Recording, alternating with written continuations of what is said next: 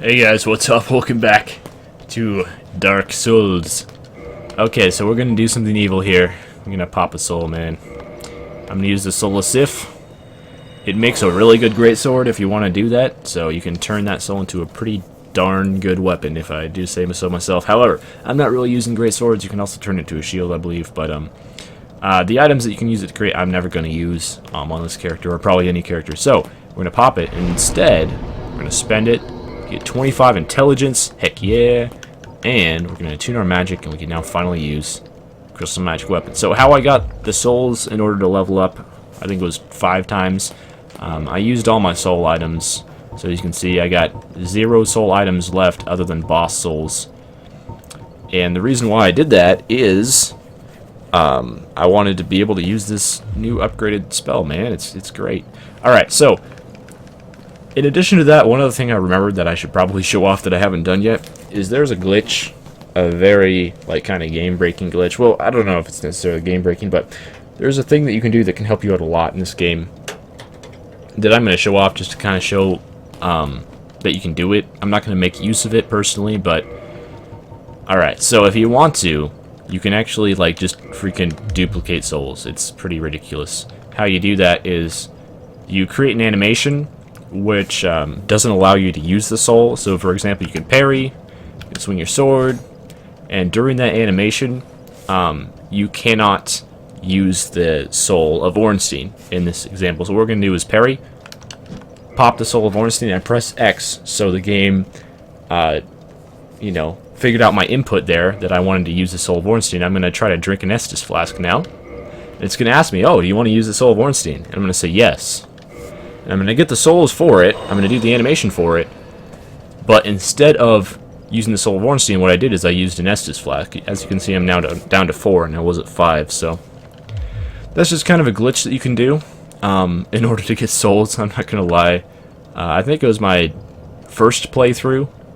I got stuck on one of the DLC bosses, and I did that a little bit so I could, like, switch my build over, because you can't just switch your build in this game like you can in Dark Souls 2, which is a feature I really like about Dark Souls 2, is you can rearrange your stats. So I kind of did that on my first playthrough of this game. And just to be legit, I'm going to use the Dark Sign, and that's going to take away all of our souls. Just to make sure that we're on the level, we aren't using any glitched souls here. However, I did want to show that off just because I imagine it's pretty commonly well known by now, but I always thought it was pretty interesting how there's such a massively easy way to break, you know, how many souls you can get in this game. And it's never been fixed, even this day.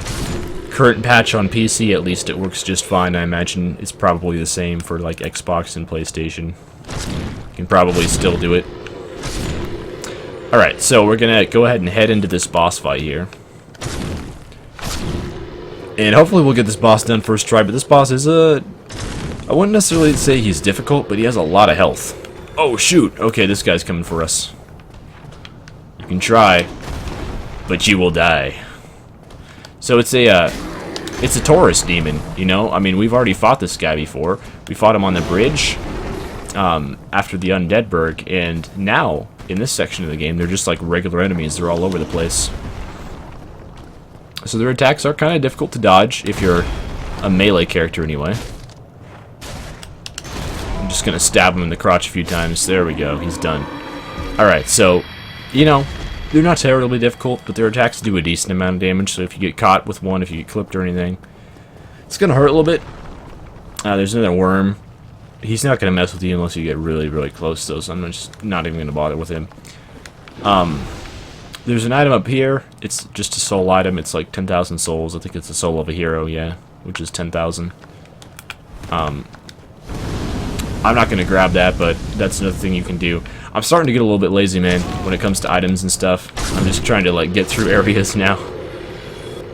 I just want to attempt this boss, and if all goes well, yeah, we might, like, come back and grab that soul item. And there's also an item over here.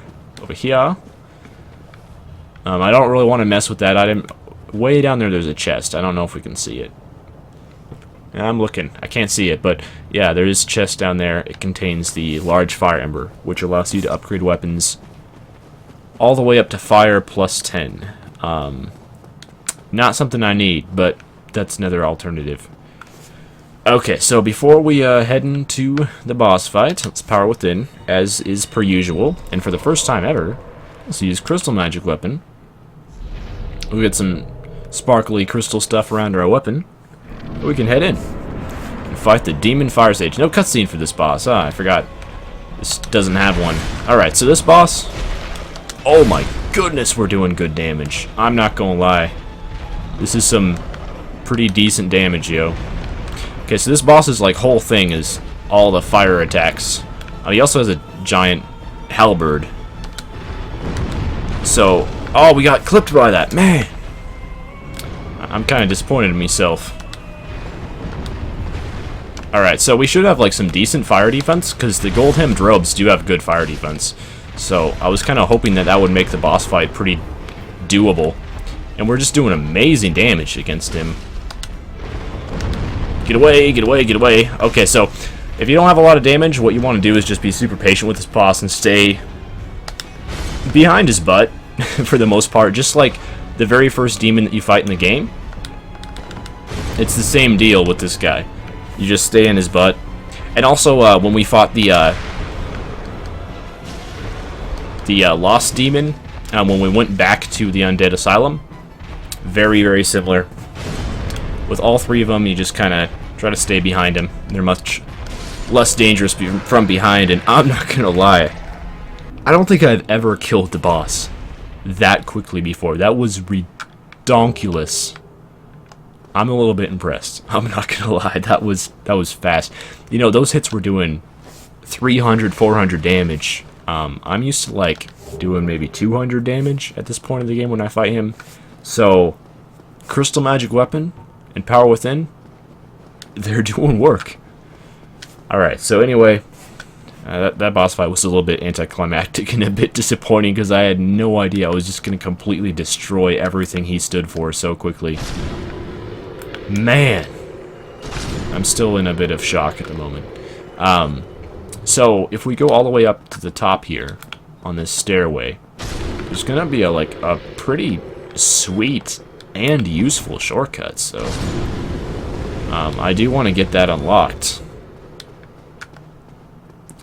So there's going to be, yeah, more of these, you know, dragon statue breathing fire broskies.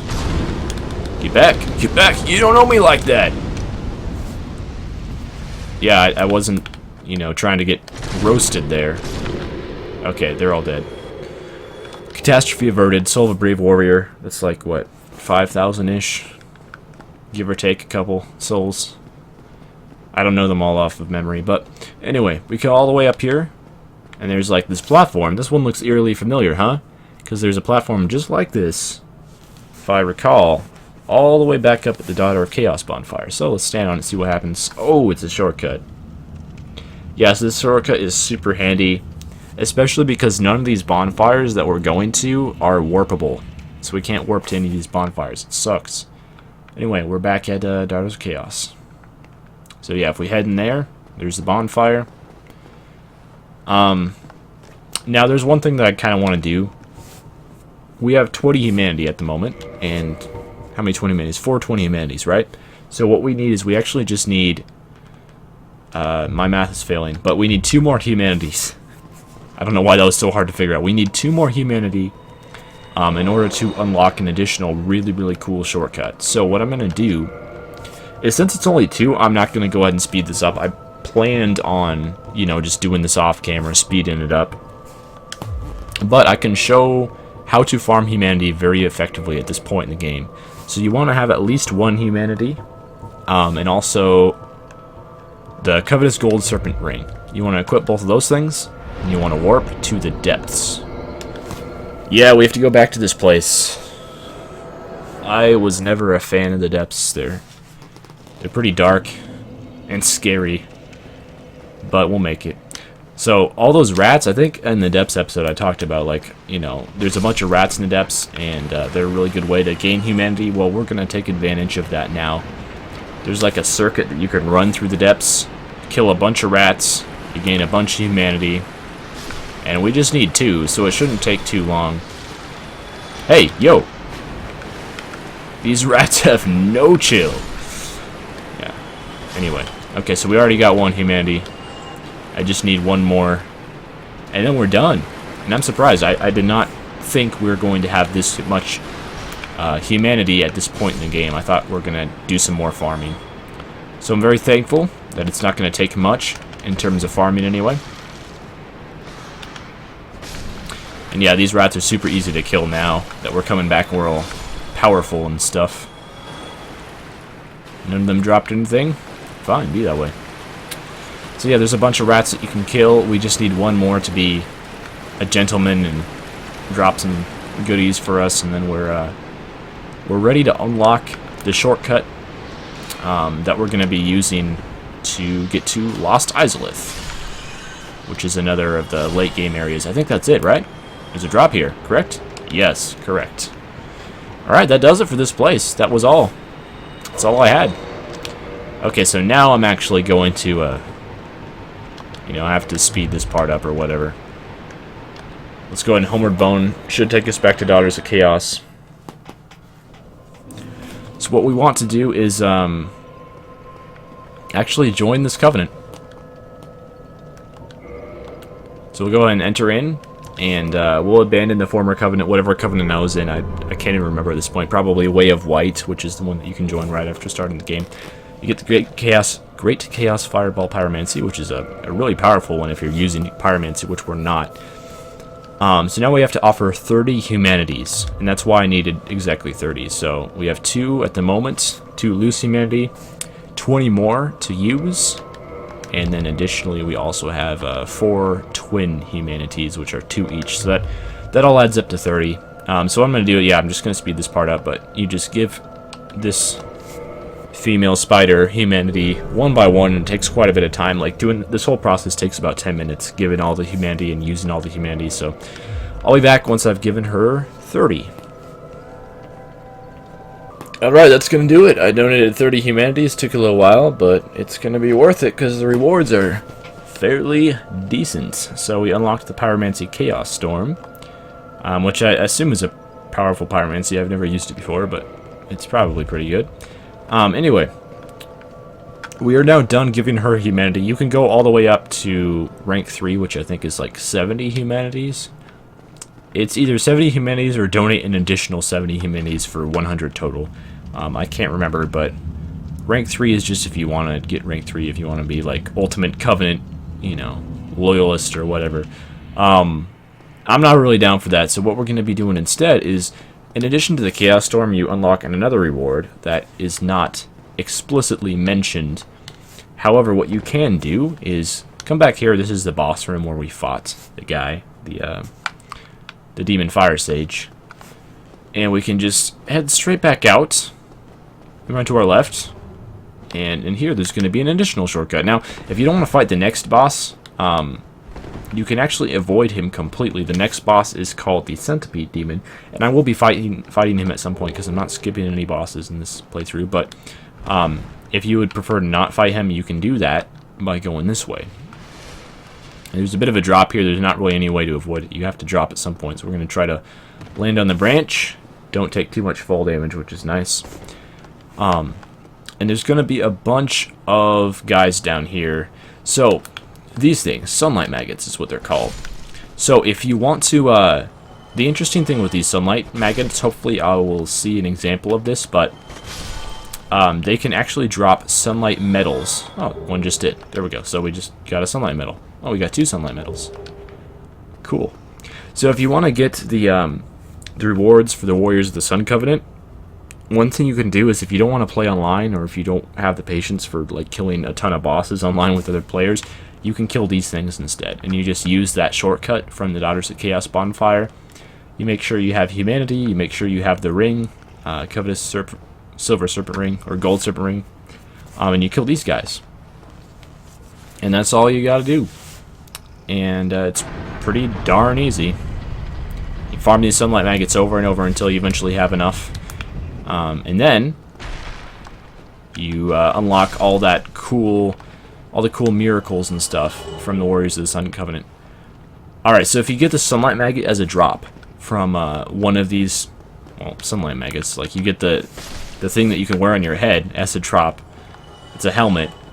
What happens if you get that as a drop is you have just saved the life of Solaire, who we've used for a couple of boss fights and has kind of become our buddy over a period of time. So I did really want to save his life just because if you don't kill these things, well, if you don't kill the one that drops the sunlight maggot, if you don't kill that particular bug, then what happens is it'll actually like infect Solaire and he goes insane, and then you are forced to either kill him or avoid him. But yeah, like, he has a bad experience anyway if you don't kill the sunlight maggot. So you have to go through this shortcut in order to save Solaire's life. And if you do it this way, then what will happen is you can actually use Solaire for the final boss of the game. I don't know if I'm going to do that or not, but that's an option you have. Alright, so now that all that is out of the way, let's go fight the Centipede demon. And to do that, I have to go this way again. If we continue down that path that I was heading down after all the sunlight maggots, what happens is you'll end up in Lost Izalith, which is the area that you can normally get to by killing the Centipede demon. And since I want to kill all the bosses, it's faster to just go and kill him, even though technically we don't have to because we unlocked that shortcut. Alright, so there's going to be another bonfire right over here, so if we do die to the Centipede demon, which is entirely possible, it won't be the end of the world, which is good. And normally after you kill the Centipede demon, you meet up with Solaire, and he's starting to go a little bit crazy, which I can't blame him for, because this place can have that effect on anyone. I knew that fire breath was coming. I was trying my best to put on the ring and get out of that menu so we didn't get hit by it. But anyway, yeah. You can also use Solaire for this fight. Well, normally you would be able to. I can't because I don't have any humanity, but if you had some, you'd be able to summon Solaire for this fight. But that's okay, we don't need him. Let's just get endurance to 30. And any additional, like, points we have for leveling up, I'll probably just put in dexterity or maybe health. But having 30 endurance is really nice. We might as well just get it to 30 health as well, because we're already doing, like, really good damage. So I don't know if having 30 in every, like, stat here is entirely necessary. I'm going to go ahead and pick up this item, Soul of Brave Warrior. It's like 10,000-ish souls. Not too shabby. And we're going to go ahead and drop off onto this branch. We're going to fall all the way and get hurt. So yeah, normally Solaire's summon sign would be like right here if you wanted to summon him. But we can't do that obviously because, well, we're not human at the moment. Anyway, let's proceed into here. At least if we die, we don't have a whole lot to lose because I barely have any souls, don't have any humanity. So it's not going to be a terribly expensive death. So that creature we saw earlier at the Demon Ruins bonfire, yeah, suddenly it comes to life. It wasn't just a, I don't know, a fixture on the wall or anything. That is a demon. Another one, like our third demon in as many episodes.